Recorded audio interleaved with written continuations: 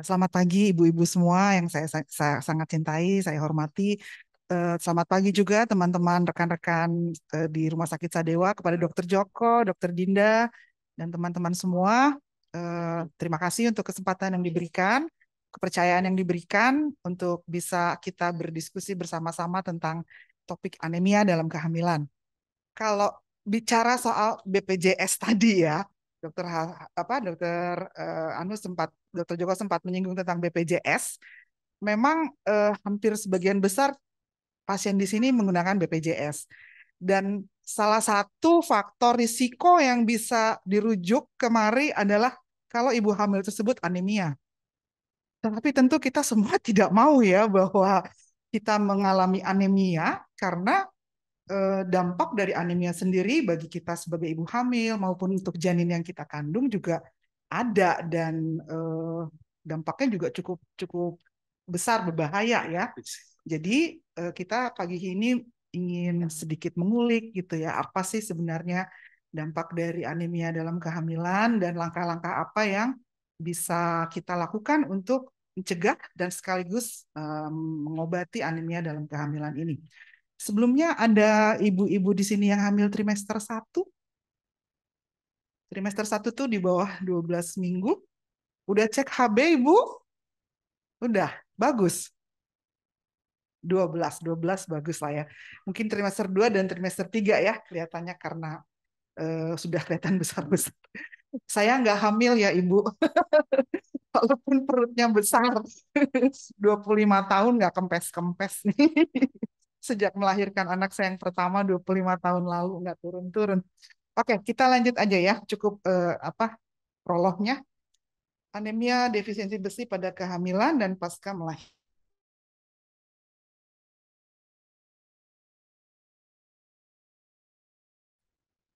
Turun.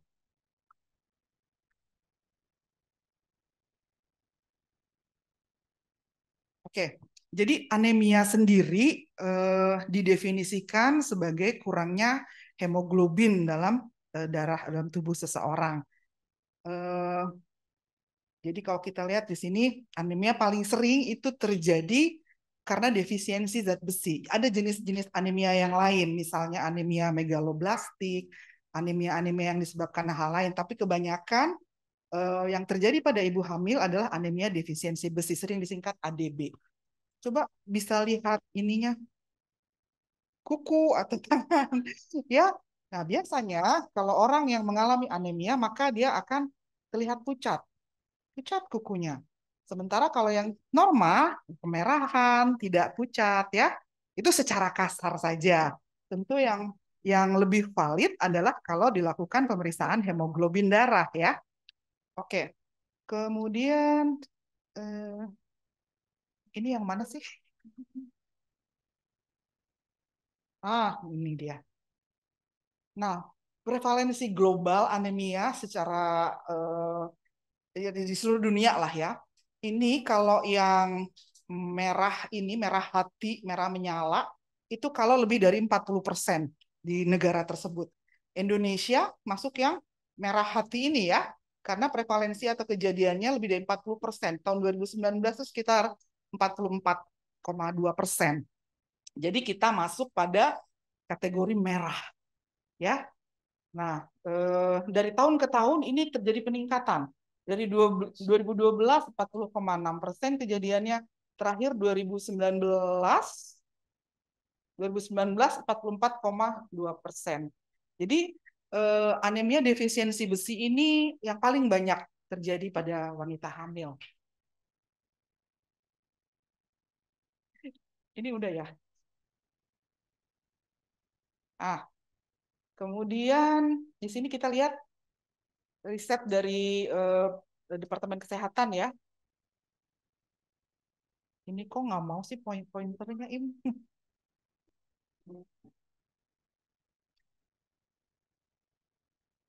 Pointernya yang atas kan?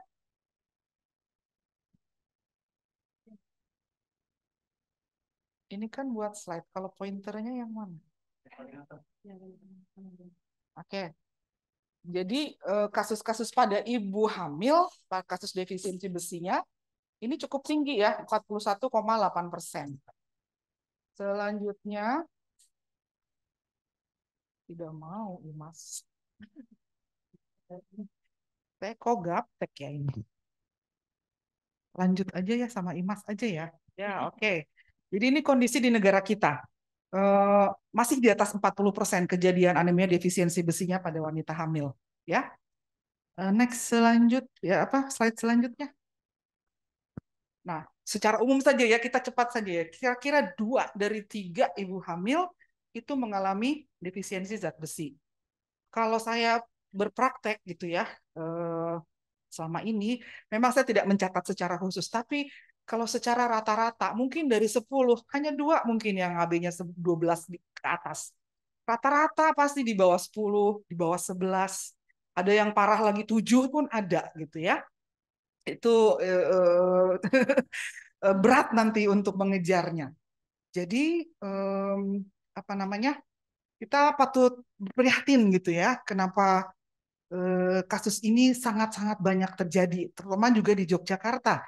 Apa mungkin karena makanannya gudeg gitu ya, nggak ada sayuran hijaunya, kurang gitu sayuran hijaunya, atau mungkin kurang makan daging atau makan ayam, telur kurang, entah juga apa penyebabnya. Tapi kebanyakan pasti di bawah 11. Yang 12 mungkin bisa dihitung jari. Slide selanjutnya lagi. Nah, kebutuhan zat besi pada kehamilan itu terutama tentu karena kebutuhan untuk janin sendiri, untuk pembentukan plasenta, juga untuk persiapan kalau misalnya kita melahirkan jangan sampai terjadi perdarahan. Nah, tadi Dokter Joko juga sudah menyebut bahwa kodrat kita sebagai wanita adalah mengalami menstruasi atau haid.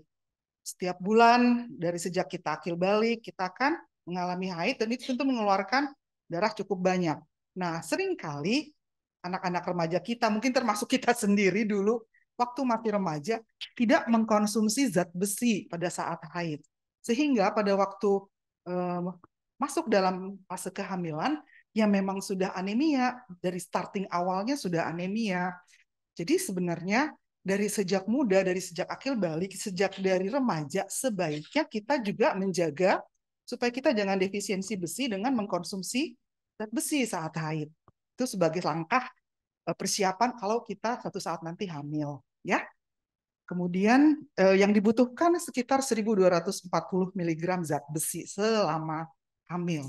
Tentu untuk pembentukan sel darah merah, kemudian untuk janin sendiri, untuk plasenta, persiapan kalau untuk melahirkan, butuhnya 1.240 atau kalau dibagi itu kira-kira 27 mg per hari. Ya, slide. Nah, jadi terjadi peningkatan kebutuhan besi selama masa kehamilan untuk apa?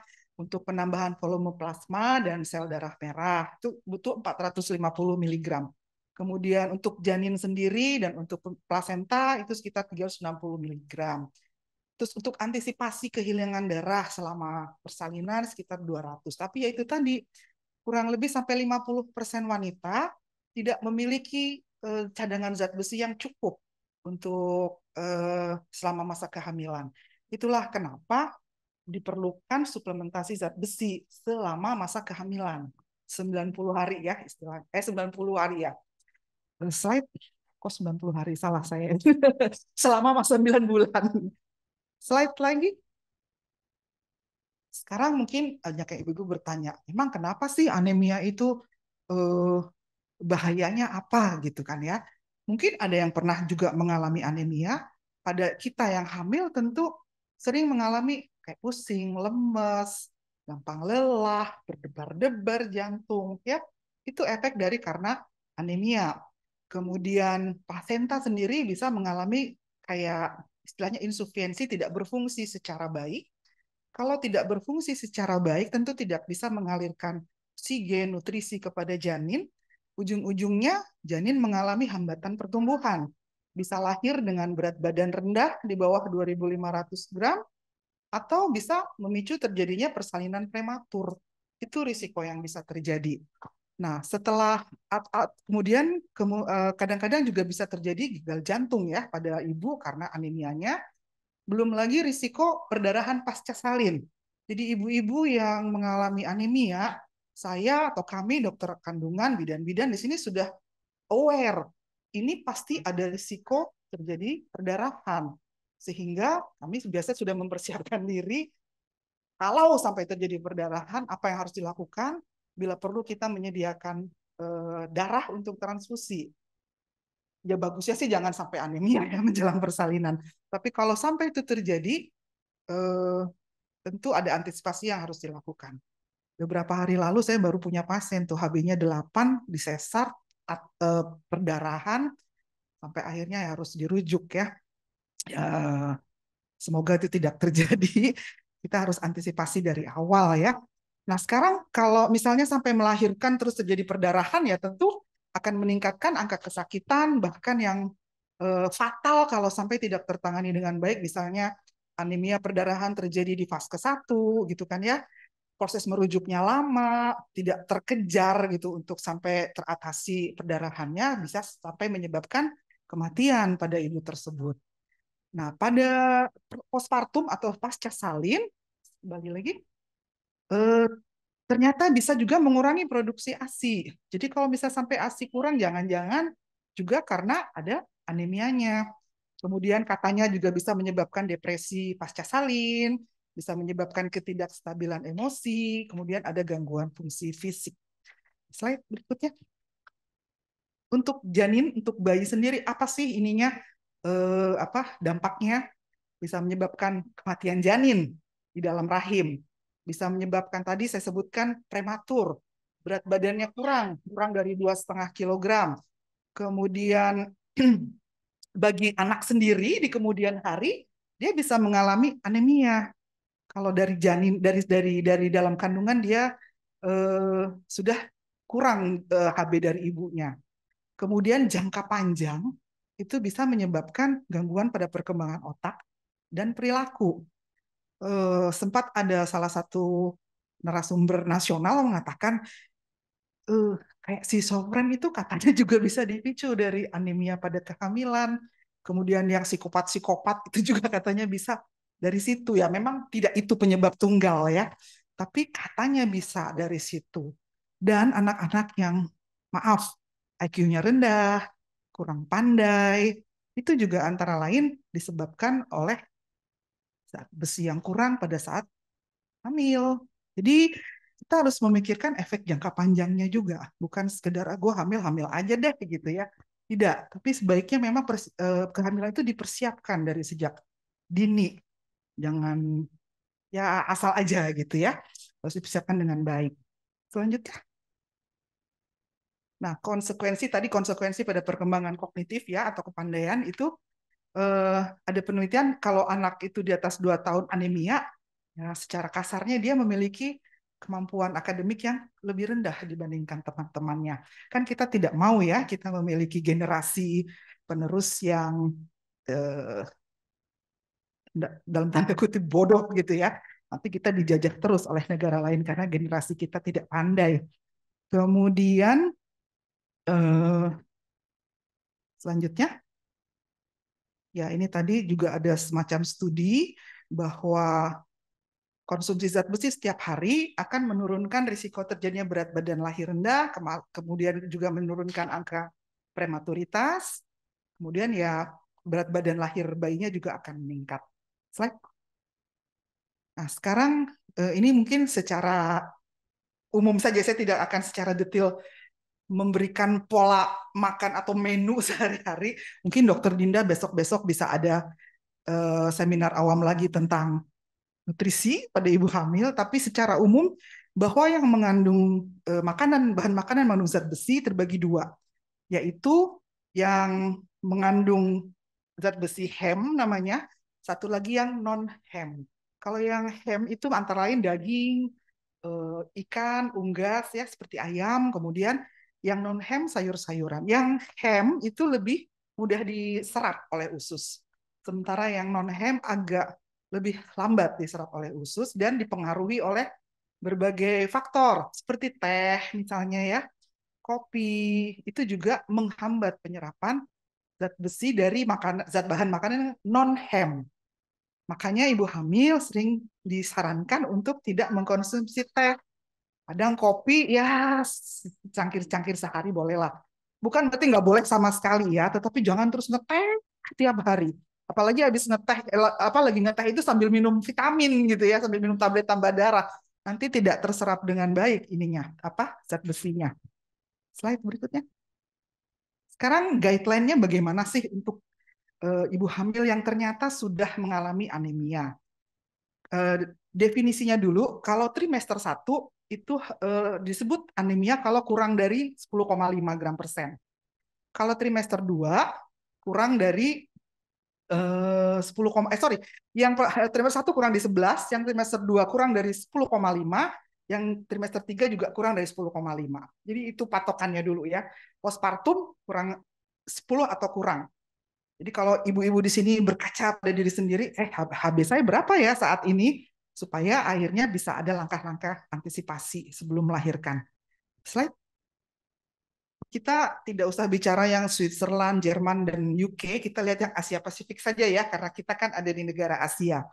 Kalau HB-nya kurang dari 10,5, itu cukup dengan zat besi oral atau yang dimakan. Tapi kalau kurang dari 10, itu disarankan untuk diberikan zat besi intravena. Jadi ada jenis zat besi yang diberikan lewat infus. Itu yang dianjurkan ya. Slide berikutnya. Nah, jenis-jenis zat besi sendiri ada berbagai macam. Yang oral itu ada jenis Fe2+, Fe3+, tapi yang jelas yang diperlukan adalah yang besi elementalnya. Sementara yang besi intravena kebanyakan yang besi sukrose. Nanti mungkin ada penjelasan ya dari pihak Kombifar tentang produknya. Slide. Nah, kapan diberikan yang intravena dan kapan sih harus diberikan transfusi darah? Jadi kalau misalnya ada ibu hamil nggak bisa menelan obat tablet tambah darah karena misalnya ya memang nggak bisa aja ya, kemudian ada gangguan absorpsi atau gangguan penyerapan di usus karena berbagai penyakit, kemudian memang tidak bisa mentoleransi zat besi tersebut, kemudian nggak patuh orangnya, pelupa, kemudian eh, udah terlanjur umur kehamilannya udah besar, di atas 34 minggu, ternyata HB-nya 7 misalnya. Wah, itu mungkin memang harus gerak cepat ya, biasa dianjurkan untuk yang intravenous. Kemudian yang intravenous ini tentu efikasi atau manfaatnya jauh lebih besar, nggak tergantung dari si ibu tersebut kan, nggak ada dari lupa-lupa gitu ya, dan cukup aman. Nah, sekarang kalau transfusi kapan diberikan? Biasanya kalau sudah 36 minggu atau lebih, kita harus kejar. Karena kalau transfusi kan cepet ya. Kalau yang intravena tadi mungkin perlu waktu, dalam 2 minggu naik sekian miligram, dalam 4 minggu naik sekian miligram. Tapi kalau sudah 36 minggu, artinya jelang persalinan, kita harus kejar secara cepat ya, terpaksa diberikan transfusi. Walaupun transfusi sendiri tentu ada efek samping kadang-kadang, ada hal-hal lain yang harus diperhatikan. Kemudian lanjut. Nah, ini hanya satu penelitian bahwa pemberian besi yang intravenous itu memberikan percepatan nilai HB yang lebih cepat dibandingkan yang oral. Slide. Lagi slide. Nah, apa kesimpulannya? Bahwa semua wanita hamil itu membutuhkan zat besi. Tidak cukup hanya dari makanan saja. Karena memang kebutuhannya lebih meningkat dibandingkan orang yang tidak hamil. Dan yang pada umumnya terjadi adalah anemia defisiensi besi. Biasanya kita melakukan pemeriksaan untuk mengetahui anemia dari pemeriksaan hemoglobin. Walaupun sebenarnya yang lebih dianjurkan adalah pemeriksaan ferritin. Itu juga bisa menjadi indikator anemia atau tidak. Hanya kendalanya memang kalau ferritin agak mahal, lebih murah menggunakan hemoglobin. Kemudian konsekuensi anemia dalam anemia defisiensi besi bisa terjadi selama kehamilan maupun sesudah melahirkan postpartum. Dan negara kita mengacu pada WHO itu menganjurkan untuk suplementasi zat besi selama kehamilan pada semua wanita hamil. Jadi kalau ada ibu-ibu yang pergi ke puskesmas diberi tablet tambah darah ya biasanya dari puskesmas diminum aja karena itu untuk mencegah anemia dalam kehamilan. Nah, kalau intravena diberikan kalau memang yang oral sudah tidak memberikan hasil yang diharapkan atau ada hal-hal lain yang harus memang diberikan intravena. Demikian, terima kasih untuk kesempatannya. Silahkan kalau misalnya ada yang mau bertanya, mungkin langsung tanya jawab ya. Ya, langsung tanya jawab ya. Kita buka tiga penanya terlebih dahulu. Bisa angkat tangan bunda-bunda ya.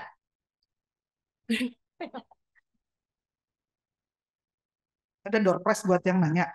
Oh,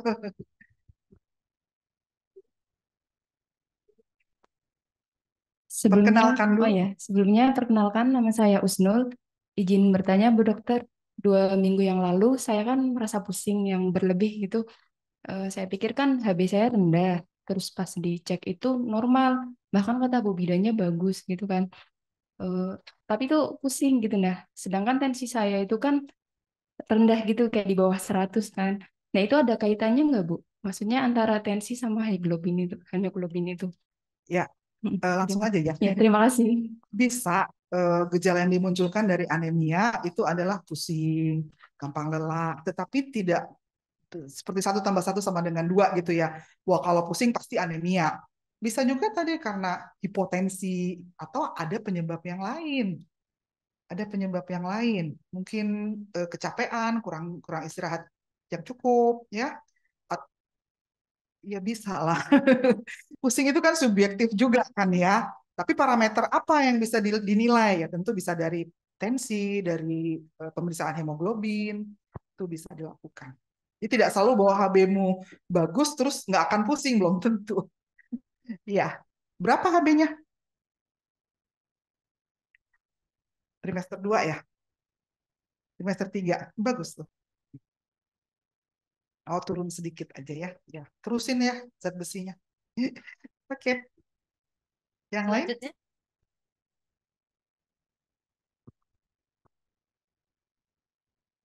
selamat pagi dok. Ya, selamat pagi. Perkenalkan nama saya Mariani. Saya termasuk fansnya dokter. Jadi Ya, artis.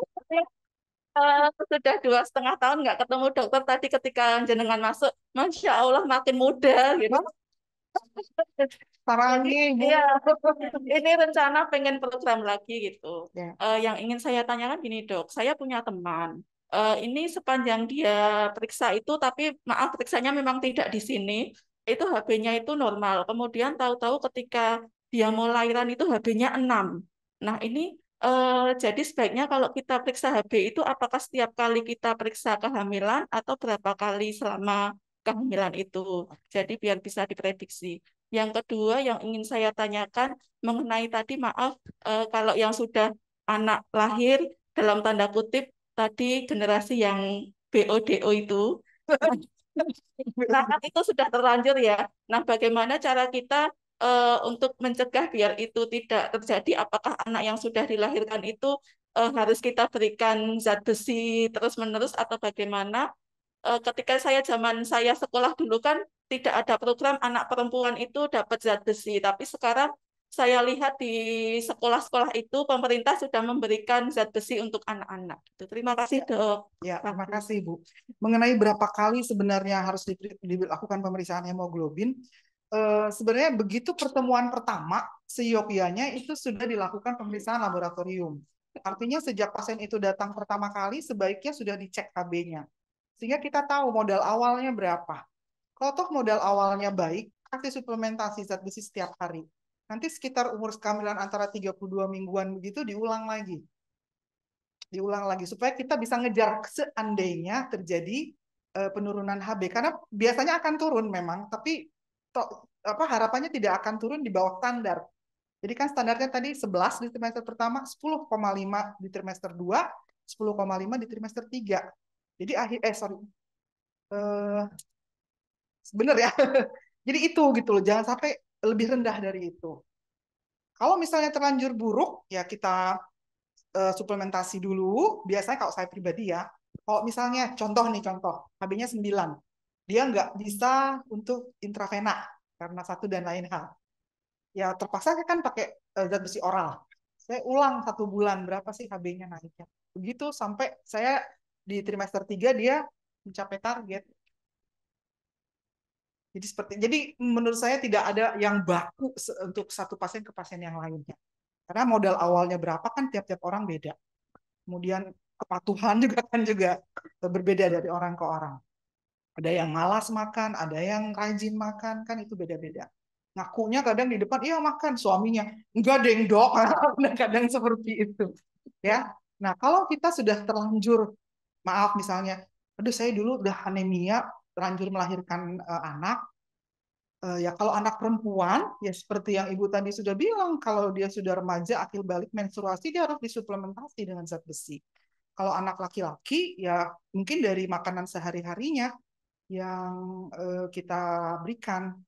Supaya nggak bodoh ya banyak cara sih ya.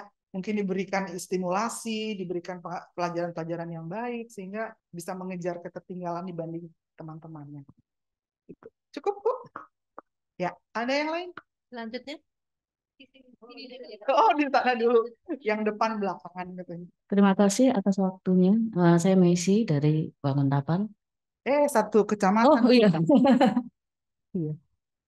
Dokter, yang saya mau tanyakan adalah eh, untuk wanita hamil dan tidak hamil itu batas minimal HB dan batas maksimal HB-nya apakah sama? Yang kedua, kalau HB di bawah 10,5 itu masih normal atau enggak? Pada wanita hamil atau tidak? Enggak. Tidak Tidak. hamil. Iya, ini Langsung aja ya. pertanyaannya. 12 sampai 14 pada wanita tidak hamil. Oh, tidak hamil.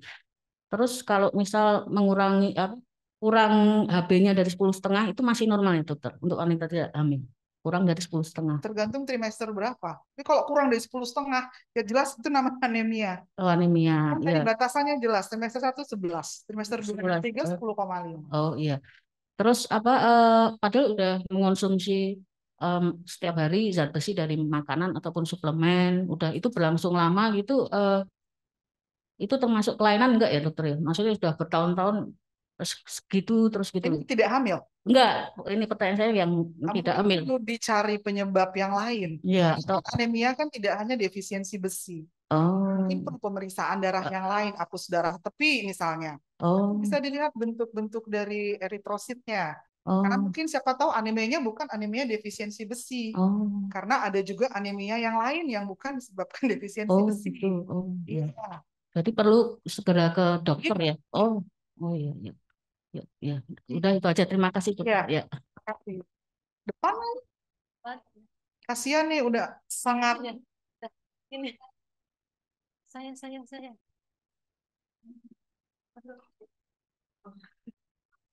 Oh iya. Perkenalkan dokter, nama saya Wiwit dari Bantul. Satu kampung saya ini. Yang saya tanyakan, apakah kalau ibu hamil dengan zat besi, si hemoglobinnya rendah, apakah bisa lahir normal? Bisa Apa harus sesar? atau harus sesar? Ya. Terus kemungkinan terburuk apa dokter? Terburuk apa? Iya. Oke. Ya. Terima kasih. Terima kasih pertanyaannya. Sesar atau tidak itu tergantung banyak faktor. Biasanya disebut indikasi obstetrik gitu ya. Jadi bukan karena anemia maka seseorang harus disesar. Tetapi kalau orang tersebut anemia kan tentu ada risiko-risikonya. Ya kan tadi saya sudah sebutkan masa kehamilan apa, pada saat persalinan tentu perdarahan pasca salin itu yang bisa terjadi dan jadi momok lah buat kami petugas kesehatan. Jadi kalau boleh sih sebenarnya sebelum melahirkan itu memang sudah 10,5 atau lebih gitu. Kemarin 9,6.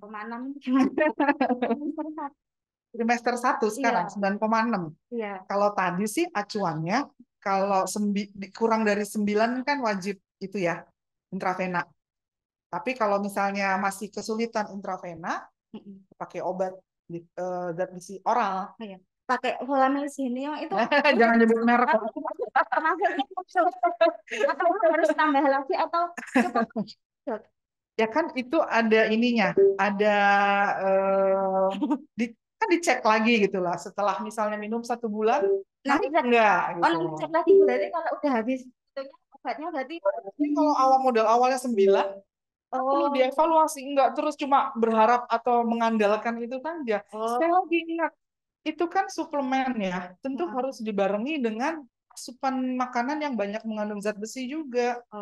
Kalau misalnya udah minum obat tadi, misalnya ya, kamu makan cuma seblak Indomie, nggak ada guna, karena sumber zat besi yang lain tidak kamu konsumsi. Ya, Ya kan? ya. Jadi Nanti ya, terima ada kasih. lagi? Oke. Kayaknya semuanya nanya ya ini. Assalamualaikum warahmatullahi wabarakatuh. Saya Hikmah, saya dari Condong Catur. Saya ingin tanya, anak saya usia 4 tahun, itu kukunya itu yang kaki agak apa sih ya namanya? Udah pecah-pecah. Rapuh. Nah, terus ada orang yang bilang katanya kurang zat besi. Jadi saya coba dengan vitamin dan sayur-sayuran, alhamdulillah anaknya mau. Apa benar dok itu tuh karena selama dulu pas saya hamil itu saya pernah hampir anemia, tapi saya kejar dengan makan makanan kayak ati kayak gitu, sampai akhirnya pas mau melahirkan saya alhamdulillah 12 itunya tuh dok. Nah, apakah benar itu karena kekurangan zat besi atau bukan? Itu harus dicek dulu ya pada si anak tersebut. Dia harus dicek dulu kadar HB-nya berapa. Ya, saya nggak bisa langsung bilang bahwa oh ya itu pasti karena defisiensi zat besi. Nggak bisa. Oh, Jadi harus dicek dulu pada si anak itu oh kadar jadi HB-nya berapa. saya dok yang ngetes hemoglobin dari. Ke dokter anak, konsultasi dengan dokter anak. Oh, Ya. oke. Ini kan sudah. Kayaknya hampir semua deh. Enggak sih, masih jam segini nggak apa-apa.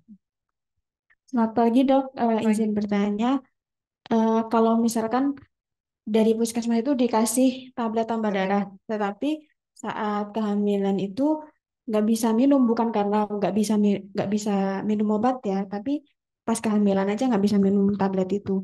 Nah, boleh nggak sih kita ganti dengan tambah darahnya tuh beli kayak di apotek gitu, yang cair mungkin. Boleh. Kandungan Langsung aja saya jawab boleh. untuk kandungannya juga aman ya dok, untuk kandungan. Aman. Aman.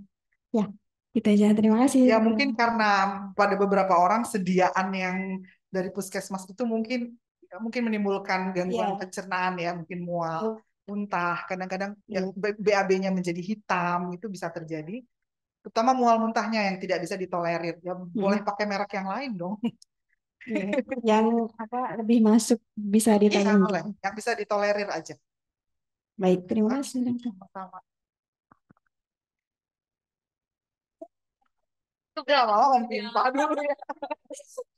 Halo dokter, perkenalkan nama saya Lala. Mau nanya, dari tadi kan kita membahas kekurangan zat besi ya, defisiensi zat besi. Saya mau nanya, ada nggak sih kasus yang kelebihan zat besi gitu? Terus, nah itu tuh nanti bahayanya apa yang ditimbulkan kalau misalnya kita kelebihan zat besi gitu? Kelebihan zat besi lebih dari 14 gitu ya. Ya ada kelainan darah yang lain yang kalau diperiksa memang HB-nya lebih daripada normal.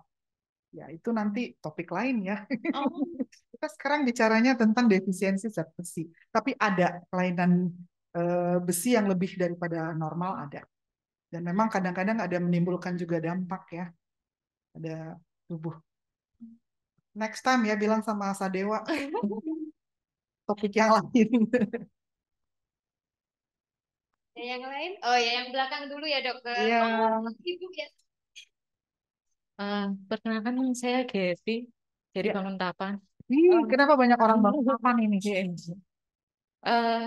Saya mau cerita kondisi saya sendiri dulu ya Iya, dokter. Jadi saya kan kandungannya udah 36 minggu. Terus saya tuh udah makan sayur, udah makan daging, udah makan. HB-nya berapa? HB-nya itu awal tuh normal kayaknya 11 kalau nggak salah. Yang awal, tapi saya habis itu nggak pernah periksa lagi dokter. Di usia 32 minggu juga belum. Iya. Habis itu mungkin habis ini cek karena udah 36. Iya. Terus tapi itu udah makan vitamin juga. Tapi kayak pernah berkunang-kunang gitu loh dokter. Terus tekanan darah saya juga rendah. Tapi saya udah makan sayur, udah makan daging, udah makan vitamin. Nah, itu gimana ya dokter? Soalnya saya udah 36 ini. Cek Kalau dulu mungkin, Mbak. cek dulu. Iya, Oh iya. mesti cek dulu. Jangan-jangan ternyata masih anemia atau mungkin Oh iya. anemianya malah anemia yang berat.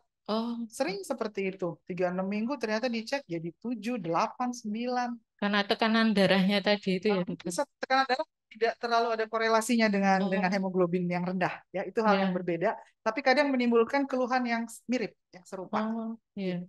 Berkunang-kunang tadi itu ya Bisa, dokter ya. bisa.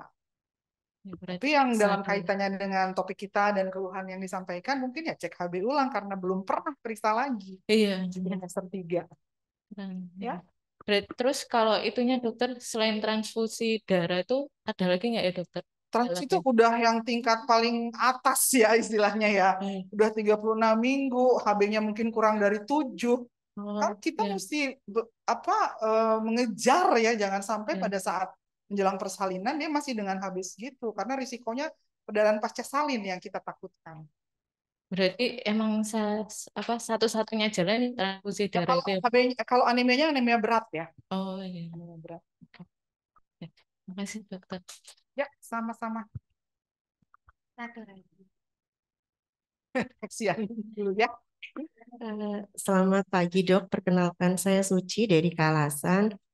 Sedikit ingin sharing dulu pengalaman anak saya. Saya hamil anak pertama, itu HB awal normal, kemudian di trimester 3 itu di 8 ternyata. Dan ya yang disampaikan dokter itu benar dengan anaknya lahir pasti saat itu 3 kilo. Cuman ke depannya jadi naiknya susah berat kayak gitu. Dan dari situ saya belajar untuk berarti next harus cek dan benar-benar saya lakukan untuk itu. Nah, saat lahir pun yang anak pertama itu saya cek ada kurang zat besi gitu dan sudah saya beri zat besi. Namun saat ini di usia hampir 7 tahun kemarin itu sempat mimisan dok. Apakah itu efek dari yang dokter sampaikan tadi kekurangan zat besi atau ada faktor lain?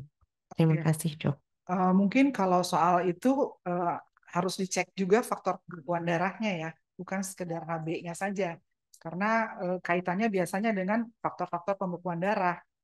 Jadi kalau dalam hal ini saya nggak bisa bilang bahwa langsung ya pasti karena anemia, belum tentu. Itu harus dibarengi pemeriksaan yang lain, faktor-faktor pembekuan darah. Ya, dok. Terima kasih. Ya, sama-sama. 2 penanya lagi gimana dokter? Masih Boleh. siap? Siap. Oke. Semuanya mau nanya nih soalnya. Perkenalkan, saya Ayu. Sebelumnya dok, ini pengalaman pribadi saya ya.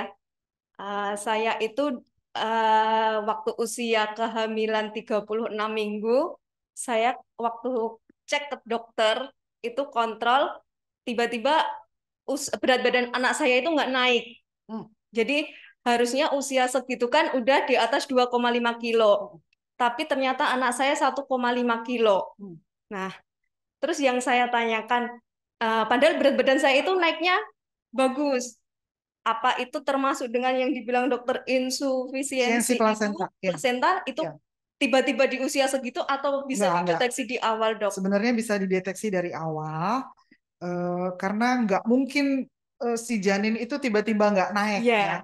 Pasti ada satu titik di mana mulai terjadi gangguan seperti itu. Kayak gitu biasanya kita mau. Jadi saya sekarang trauma kalau untuk ditanya kapan nambah anak lagi gitu ya dok. Soalnya anak pertama saya ngalamin seperti itu, sedangkan saya ibaratnya rutin setiap bulan ke dokter kandungan untuk cek. Tetapi kan kita tidak hanya, maksud saya gini, bahwa anemia defisiensi ini tidak semata-mata dia saja yang menjadi penyebab insufisiensi plasenta. Ada hal lain, hipertensi dalam kehamilan mungkin bisa, kemudian faktor infeksi juga bisa, infeksi dari virus-virus ya yang paling sering itu kayak sitomegalovirus itu bisa menyebabkan gangguan pertumbuhan janin akibat insufisiensi si plasenta.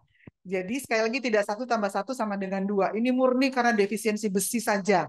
Itu tidak seperti itu. Itu terus kalau misalnya ada hubungannya dengan hasil protein urin yang positif itu kita mungkin apakah waktu itu preeklamsia atau hipertensi? Nah, Klamsi itu saat usia 36 minggu itu kontrol, langsung dokter kandungan menyebutkan ini preeklamsi karena tensi saya 150.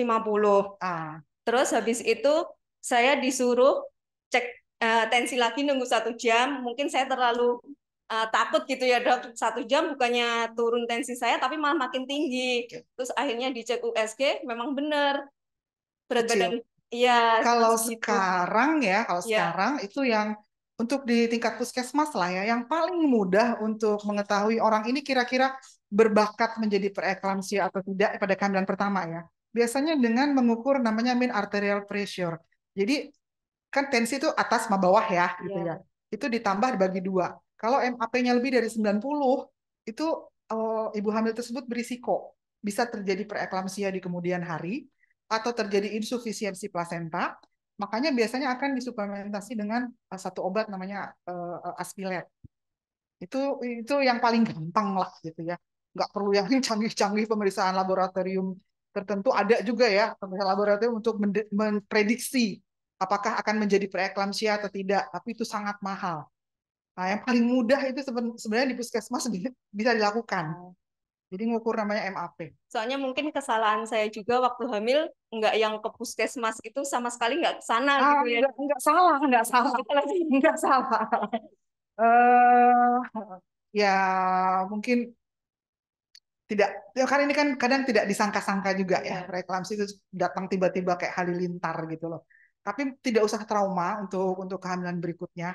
Yang paling gampang kalau kamu ditensi gitu ya, hitung sendiri kan bisa. Kalau lebih dari 90, kemungkinan itu bisa berbakat menjadi preeklamsia di kemudian hari.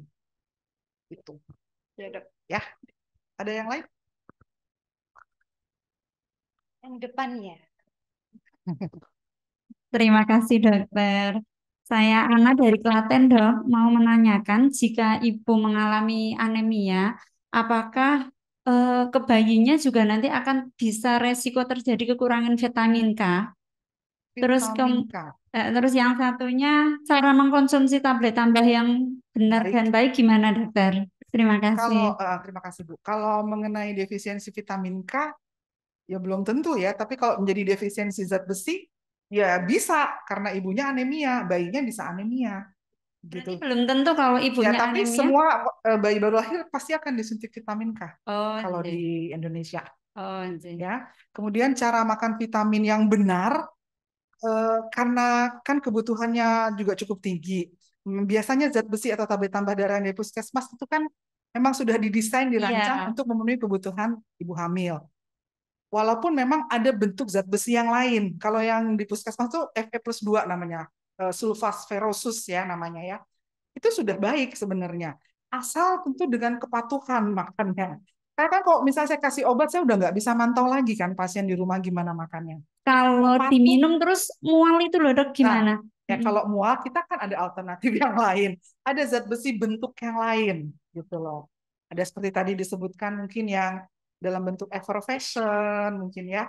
Jadi itu kembali lagi dari orang ke orang gitu. Kalau toleransinya nggak baik dengan zat besi yang diberikan, bisa alternatif zat besi yang lain. Kalau yang punyanya Kombifar, saya nggak sebut merek ya, tapi sediaan mereka ada yang dalam bentuk kayak dikunyah. Rasanya moka, kan enak. Gitu, ya. Nah, jadi banyak jalan menuju Roma, kata pepatah ya kan. Sama, banyak jalan untuk mencegah anemia dalam kehamilan. Jadi jangan terpaku, saya nggak doyan dokter. Ada yang lain, jangan salah. Dok, satu lagi. Ya. Kalau anemia itu bisa nggak sih menyebabkan sulit hamil juga? Tidak. Oh, tidak ada namanya. Sulit hamil bukan karena anemia. Ya. Mau hamil? Iya. Oke. Silakan. Ada lagi? Satu aja lagi kali ya, karena udah jam segini. Perkenalkan, nama saya Desi dari Sleman. Ya Bu, dokter kemarin kan saya periksa di puskesmas. Ya. Janin saya ini 33 minggu. Kemarin cek HB 10,4. Itu dikit. ya itu cara mengejarnya biar bisa lebih itu katanya suruh makan yang mengandung zat besi, sayur-sayuran, dan buah-buahan. Itu porsinya yang seperti apa gitu? Ya nanti mungkin kalau untuk detil gitu ya. Dokter Dinda, Dokter Dinda,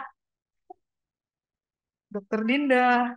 Besok mungkin bisa ada seminar tentang nutrisi pada ibu hamil.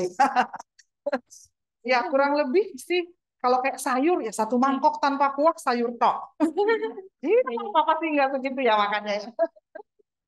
Ya, Dok. Daging paling nggak 100 gram. Oh, iya. Itu pun juga belum tentu 27 miligram kita dapat gitu loh. Ya, Iya, ya Dok. ati 100 gram, ayam 100 gram. Baik, Jadi Dok. jadi ditimbang-timbang. Tapi kasarannya kayak gitu. Iya. Sayur seberapa banyak? Satu mangkok. Iya. Ya, Iya, Dok. jadi kalau makan bayam jangan sejipit, semangkok. Itu, Iya. ya. Baik, Dok. Karena seringkali ibu hamil juga kalau datang ke saya, udah dokter, udah makan sayur, seberapa banyak, gitu, ya. Coba di introspeksi diri lagi, apakah memang sudah mencukupi yang saya makan. Baik, Dok. Terima kasih. Ya, sama-sama. Cukup. Sudah ya ibu-ibu ya. Sudah. Dokter, terima kasih banyak Sama-sama. atas Semoga semua jawabannya, dokter ya. dengan diskusi kita pada pagi hari ini lebih membuka wacana, wawasan kita dan ada peningkatan gitu ya dalam hal mempersiapkan kehamilan dan menjalani kehamilan supaya lebih baik. Ya, kalau ada yang punya anak wanita atau misalnya ada adik wanita, dari awal harusnya sudah mempersiapkan diri. Sebelum hamil tuh udah mempersiapkan diri. Idealnya seperti itu. Udah cek HB itu berapa sih gitu. Ya, sehingga waktu masuk ke kehamilan tidak ada efisiensi zat besi. Ya, terima kasih untuk kesempatannya.